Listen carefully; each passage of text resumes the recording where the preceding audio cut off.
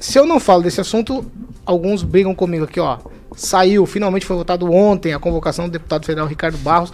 Ela está marcada para o dia 8 de julho, daqui a exatamente uma semana.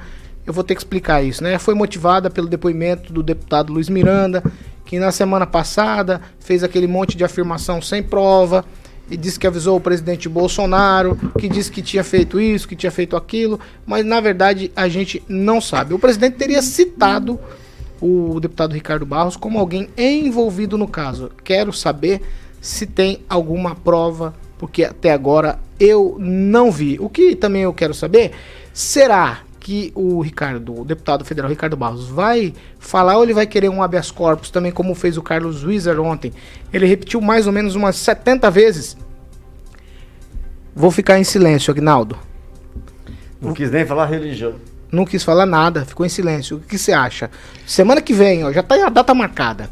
Não, o silêncio ontem... Eu ouvi uma pessoa de rádio, ele disse o seguinte, agora é o seguinte, é comprar a pipoca e ir pro sofá esperar pra ver o que vai dar. Eu não sei, eu acho que não vai dar em nada. Vai, Agnaldo. Essa coisa de você não... Tanto é que a CPI estava até mudando a característica do depoente, né?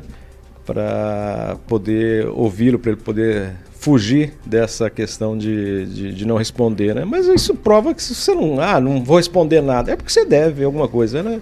Eu acho que teria que ser mais habilidoso.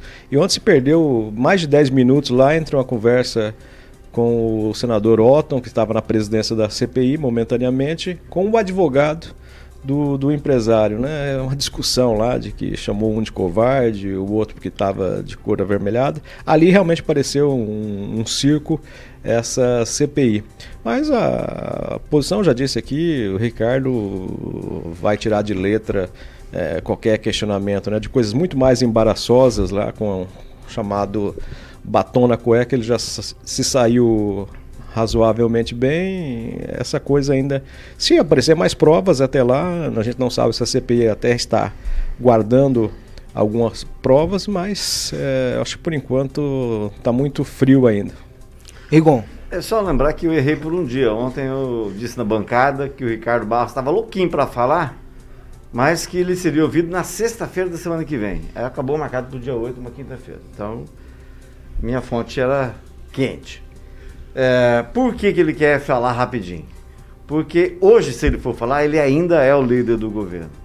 Se ele deixar para falar no dia 8, como foi marcado, há uma grande chance de já não ser mais o líder do governo. Ele entra perdendo, ele entra dentro da CPI perdendo de 1-0. Isso é óbvio, né? Isso é obviedade. A manchete do O Globo de ontem tem a ver com a grande reportagem de 9 minutos que o Jornal Nacional levou ao ar. Ela fala que o Roberto Dias, e eu falei aqui também, vocês vão de lembrar, que o Roberto era para ser diretor da Anvisa.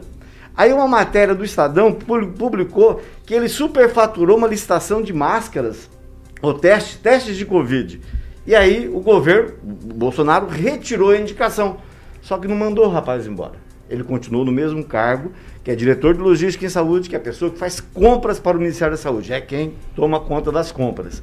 Então a manchete do Globo é justamente isso. O Planalto barrou a demissão do rapaz acusado. E o Jornal Nacional foi extremamente feliz em explicar didaticamente, se alguém tiver problema, é só lá ver.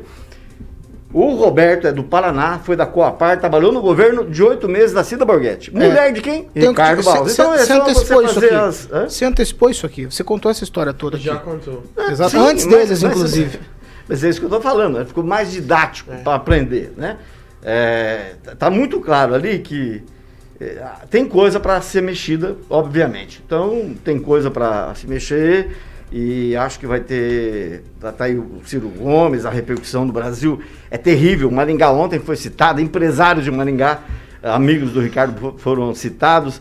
É uma coisa muito ruim, é vergonhoso para Maringá ver o nome dela assim. Ainda bem que existe o Laurentino Gomes para nos salvar, porque se depender de político, nós estamos mortos para manter o nome da cidade. E o Bolsonaro, ao contrário do que muita gente pensa, teme sim o impeachment. É batom na cueca mesmo. A cada dia aparece uma coisa diferente. E hoje, por exemplo, vocês, não sei se todo mundo sabe, mas e o rapaz, o tal do Maximiano, Francisco Maximiano, que que era da Precisa, da Global, que ia depor hoje na CPI.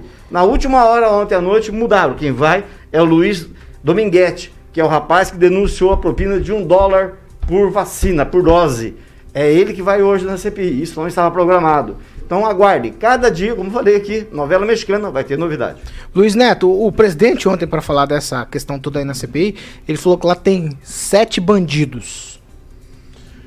Paulo, não tem 7 não, tem no mínimo uns 30, né? É um dos que acompanha lá no fundo. Você tem nome pra falar? Não, eu só queria dizer o seguinte, Paulo, um ouvinte nosso, ele fez um comentário interessante, ele disse, se não encontrarem provas, o Rigon vai a pé levar lá nessa CPI. Então, o que eu vou te dizer, a gente tem que ouvir primeiro, antes de condenar, né? Tem pessoas que nem prestaram um depoimento. O Rigon repetiu o que ele falou ontem, eu vou repetir também o que eu falei. O senador Randolfo Rodrigues já deixou claro. Essa é uma CPI para derrubar o presidente Bolsonaro. Né? Fala do nosso quintal, Luiz Neto. Eu vou falar são políticos daqui que estão envolvidos.